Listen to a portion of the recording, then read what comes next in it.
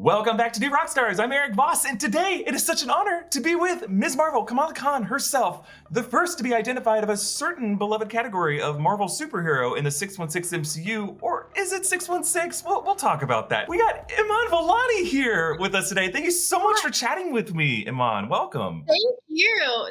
I am so glad I got to experience the Welcome Back to New Rockstars intro. It's dream come true, man. Amazing. Well, this is a dream come true for us too. We're obviously a huge fan of you here on this channel. This is actually the first time we've had an Avenger with us in the Blue Dungeon. Well, are you an Avenger? Can we call you an Avenger? Is that okay? Ooh, I consider myself one. That's fine. No one's granted me the access to calling myself that, but we'll see. Eventually, maybe. Yeah, how does someone get knighted in Avenger? We saw, Tom Holland get like the knighted thing, and people like us are like, okay, so that is definitively how one becomes an Avenger then. I know there's some sort of initiation process. It's all in Kevin Feige's mind now. Yeah, and I just also asked because I don't know, I don't go on cruises, but people are like going on cruises, seeing videos of you with Anthony Mackie, and they're asking me to break it down, and I'm like, I don't know what this is. I don't know what it is. We shot it I got to London to film the Marvels last year, and it was like the first thing we shot as soon as I got out of quarantine, and everyone was so confused what we were filming. They just handed us the script and then put me on some green boxes, and I was jumping from one thing to another and talking to Anthony Mackie's recording. It was weird. It was fun, but weird. Yeah. I think that's a testament to how well you are handling this. Marvel actors are not given enough credit for the guessing game that you all have when you're cast on these things, and the fact that you just look so calm and collected and confident in the way that you're playing Kamala, and just look like you are in on the loop and part of the plan, and it seems like there's no confusion at all in the way you've been doing this. I feel like I've prepped my whole life for this. I think you are part of that reason, now that I think about it. Just the theory breakdowns, the trailer breakdowns, the poster breakdowns, all the breakdowns. I feel like the YouTube nerds are the backbone of this fandom, Let's actually talk about your background a little bit, because, obviously you're the first of many things in the MCU. Again, congratulations on how well you've been doing. It's just been a delight to watch you on the show. And I think part of the reason we love you here at New Rockstars is the fact that you are a bit of an egghead, like we are. I think you might be the first true MCU fanatic to actually get cast as a Marvel superhero. A lot of actors claim that they're fans, but when you follow up with them and press them, they'll be like, well, my kids love the Spider-Mans and they told me it's cool. But is it true, that you carry around a notebook filled with MCU facts? Do you have it on hand? I love it. This thing goes everywhere with me. I think this is Kevin Feige's biggest fear, this notebook. Don't let that out of your sight. No, I'm terrified of leaving it somewhere, and then everyone's just finding my deepest, darkest secrets. No, but it's funny. So the first time I met Kevin was over Zoom, and I was just hyperventilating, and then go to production, and they're like, okay, Kevin's coming on Wednesday, and it's Monday. And he comes, and I just stared at him until he left. I couldn't verbalize words or be a human at all. And so I had written this 4-page letter in case I wasn't able to talk again. And the first page was me gushing over him. The next 3 were 70-something questions I had about him in the MCU, just how much hours of sleep he gets, and things about the fandom in general. And he called me the next day and answered the first 40. And so the rest of the questions that he hasn't heard are in here. And That's every amazing. time I get the opportunity, it's just so why did you do this?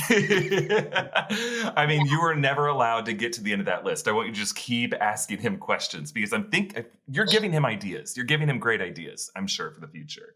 I like to think so. I love it. I have on standby my notebook that I bring into movie screenings. Whenever I go, I was gonna ask, what is your process? And how are you doing? Now I see. Literally every time new projects are announced, I'm like, oh my God, all the work that these guys have to do. Wow. Are you doing okay? Are you getting sleep? That is so sweet of you to ask me that. That's so kind of you. Comic-Con just happened, and I'm like, these guys, No, no sleep for the God. No rest Seriously. for the weary. Look, this is a labor of love here in New Rockstars, and I'm so honored to be able to do what we do and to have this as a job. And like, I think the only downside is, when I go watch movies, I do have to bring this notebook, and I am scribbling the whole time, and like, I'm not allowed to like take my eyes off the screen, so I use my thumb to just like keep my place in a dark movie theater. And I'm close to the end of the page, and I'm writing on my pants now, so I have to flip. So it is work, but like, I don't know. I can't complain about my job being to watch hilarious, awesome shows like Ms. Marvel and No, everything this is else. great. I also wanted to ask you, just to make sure it's okay, you've done a ton of interviews. Like, it's crazy, for prepping for this interview, I'm like watching you on Jimmy Fallon or on The Daily Show. And I'm like, well, I'm not Jimmy Fallon. I'm not Trevor Noah, but I am a YouTube nerd. And I feel like I want to get your permission. Is it okay if we just geek out about the MCU for the rest of this interview? Yes, please. This is. I was honestly I did Jimmy Fallon. I did all of those, but I was like most nervous for this one because I have no idea what you're gonna ask, and I like have so much respect for you and like this entire channel. It's a weird full circle moment. But yeah, let's do it. For let's this interview, out. you are now an honorary New Rockstars co-host. So welcome. We got someone on the inside of the MCU. So welcome back to the dungeon. Yeah. I need a hello, my name's Iman Vellani t-shirt if it didn't smell so bad after a weekend of Comic-Con coverage, I would be wearing it now. Okay, let's talk about Ms. Marvel. And spoiler warning for anyone who hasn't had the delightful opportunity to watch Ms. Marvel in those 6 episodes. They are so much fun. Please go watch them and enjoy them, because this show has everything. Like, I had no idea how many corners of the MCU this show would touch on, and what it means to be a nerd. And we got to start with the big one. So in the finale episode, you were established as the first mutant that's identified in the MCU. And I assume you saw the Comic-Con announcements this past weekend. No mutants so far announced on the schedule, but we assume they're coming. I assume you can't talk too much or really at all about where we might see mutants next, but I just want to ask you, as a fan of all this, where do you want to see mutants show up next? Ooh. God, I don't even know. We didn't even know that scene was even going to make the cut. We shot it not knowing if it was going to happen. Like, I got sent that script before reshoots for our show started, and I was like freaking out, emailing everyone, texting everyone in all caps. I was like, is this happening? Please tell me I'm like a mutant. And we shot it. We were like still crossing our fingers, hoping it was going to make the cut, and it did. And it was literally all up to Kevin. It was literally how this happened was Sana, our producer, was in one of the writer room meetings, and she's like, what if we we can't figure this out, like what if we just made her a mutant or something? And Kim was like, okay, and that's it. So I don't know what their plans are. I would love to see just like more mutants pop up, and Namor's coming, just a lot of people established as mutants, and then eventually we get some sort of X-Men team up together. That'd be awesome.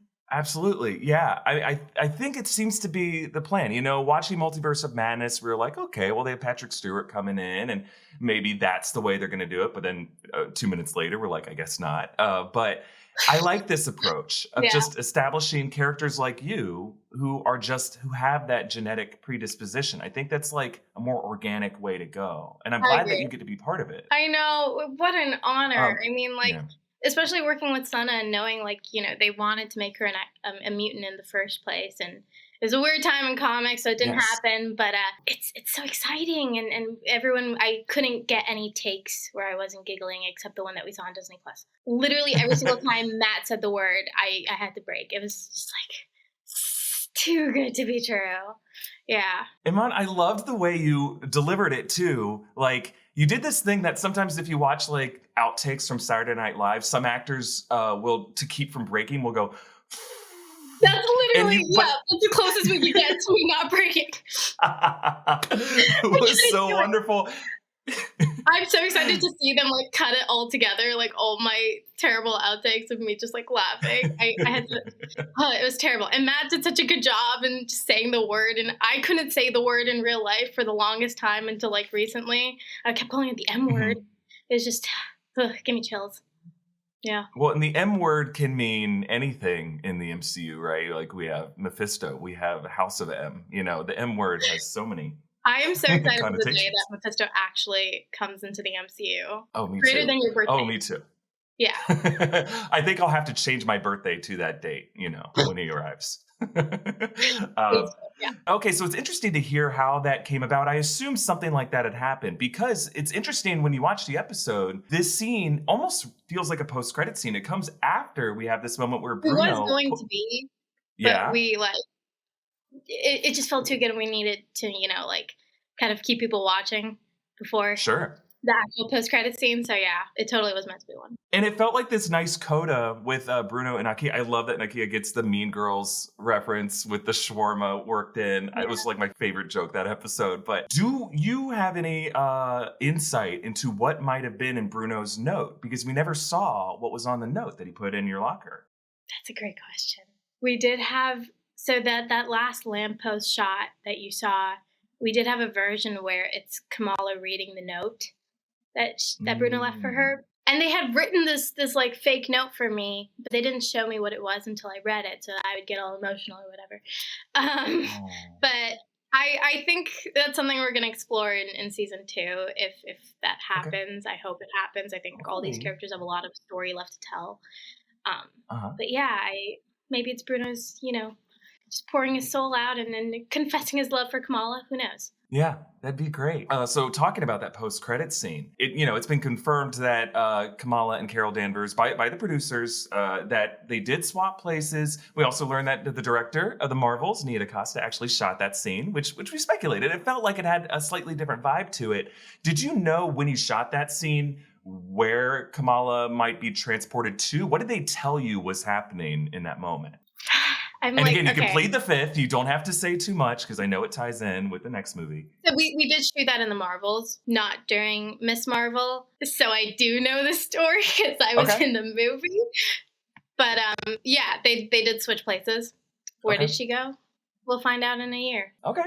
I can't wait to find out. You know, we're looking for clues or just a sense of context. I like how Carol says, "Oh, no," and runs away. And the way I read that is she's like worried where this fan of her might now be. Like, can you at least give us a sense of what Kamala's initial emotional reaction when she arrives somewhere new? Or even you could just like make a face into like how she might be feeling where she is now? Oh, God. A lot of fear and excitement at the same time of where she ends up. That's what I'll say. All right. I will make 12 theory videos about that answer. I wanted to ask you, actually, let's do a little segment here that I'm just going to call Debunk DeVos. This is where, there's some questions about how exactly Kamala's powers come from her mutation, because obviously introducing her as a mutant seems like an answer to a question, but she has the Nor light, she has the Bangle, she has the X gene.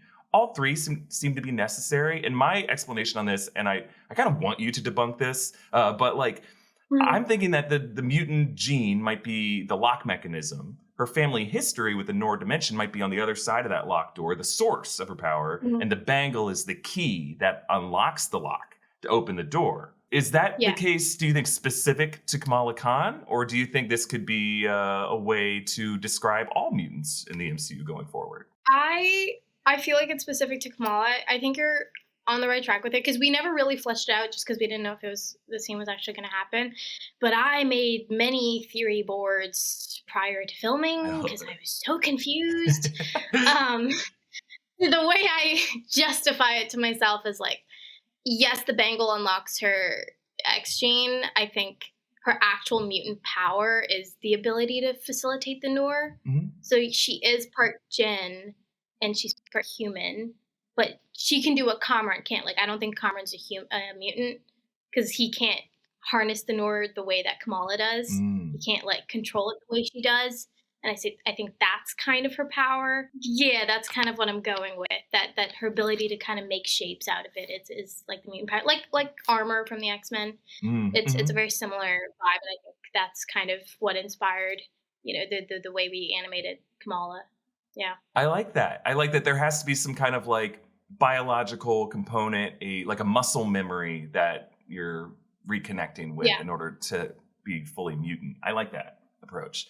Um, But she can use her powers without the bangle, because a lot of people were like, "Oh, the bangle is what like lets her use her powers." I do think it's just something that unlocked it, mhm. and hopefully we'll get to see her without the bangle using her powers. Yeah, I like that too. I like the bangle as almost like a spark plug. It just kind of it's what gets it all started, Mhm. but it's not a battery Yeah, that's continuing to power it.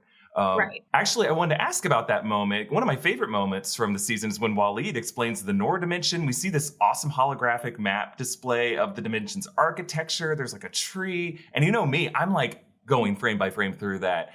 I want to ask you, as someone who shot that scene, what did you see? Like, what was in the script? What? Nothing. Nothing. Dude, it was like 4 LED lights in a circle. And they're like, this thing's happening. And we're like, where do we look? They're just like in the middle, but not like down, but like kind of up, but not too high, just like in the general middle. And there's like a map. And there, because a lot of the times we don't always have previouses to like see what it looks like for scenes where it's like not fight scenes. Mhm. And so it was just using your imagination, be like, oh yeah, this is what the Nord dimension looks like. Mhm. Okay, cool. Yeah, it's weird. It's mostly just LED lights. Even Kamala's powers, the way we film it is like I'm standing on plexiglass Mhm. and we shine purple light underneath it. I love So it. And yeah. and anytime I hear answers like this, it just blows my mind that you as actors are able to make this look so believable. Like you are reacting to it in the moment. It just feels like, I don't know.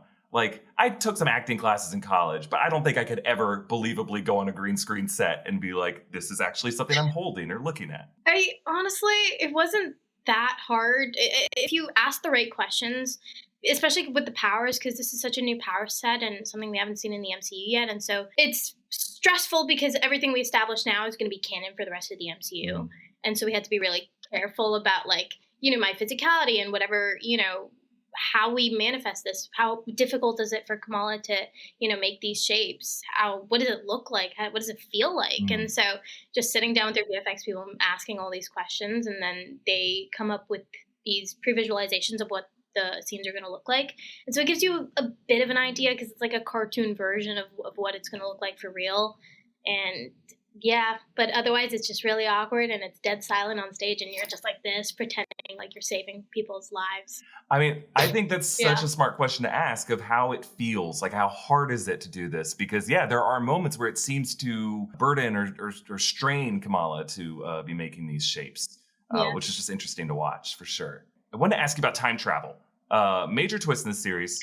Kamala goes back in time to the 40s during the partition to cast a trail of stars, and that is the historical trail of stars that saved her own grandmother. And the Yeah. time travel eggheads here call this like a causal loop or predestination. But did you have questions for how the logic of this time travel fits in with what we saw in Avengers Endgame or in Loki? Yep.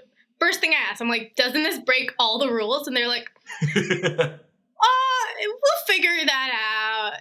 I think the Marvels is going to explain it a little more, to be fair. God, I want to tell you things, but this is going to be on YouTube. It's okay. It's fine. I understand. It's totally good. I don't want to get you in any trouble. I do think, God, no, I can't. In a year, Hey. Please call me back. Absolutely. We're going to talk more about this on the other side of it. But I think one thing that we can at least infer from these phase 5 and 6 announcements is that, Kang is really the future of the MCU. And I think one interpretation of Loki could suggest that all of this was pre-scripted, at least by He Who Remains or some other variant of Kang. And I just wanted to ask, do you think it's possible? And this is just nerd speculation. If you can't speculate on it without bringing in what you already know, do you think Kang or He Who Remains might have planned specifically for Kamala to go back in time? Yeah. Okay, so the inscription on the bangle used to be what is destined for you will come for you. We did change it after that, but I like to use that as a way of, justifying how Kamala goes back in time and why that was meant to happen, because there were so many questions and we really wanted to bring partition in the story and just, I know it's cramming a lot in episodes 4 and 5, but we didn't know if we were going to have season 2, and we had to put all our cards on the table and just show everything about this culture and the history of it. And so that line, what is destined for you will come for you, that used to be on the Bangle, is kind of a good sense of, this was meant to happen, predestination, even if it kind of hurts the endgame time travel rules, but so does old Steve Rogers. So Exactly. hey, Exactly. You know how it works. so yeah. Kevin Feige is the Kang of this universe. That's how I like to. I think so too. I think at some point we need an Easter egg where Kevin Feige can just be revealed as the one above all, or one of the Kang variants, or something like that. Who knows? He knows. Actually, you bring up, like, I loved learning about the history of the partition. I think it was referenced in some high school history class I took, but it's not something that's talked enough about. I'm so glad that this show could go into that and humanize it in this beautiful way.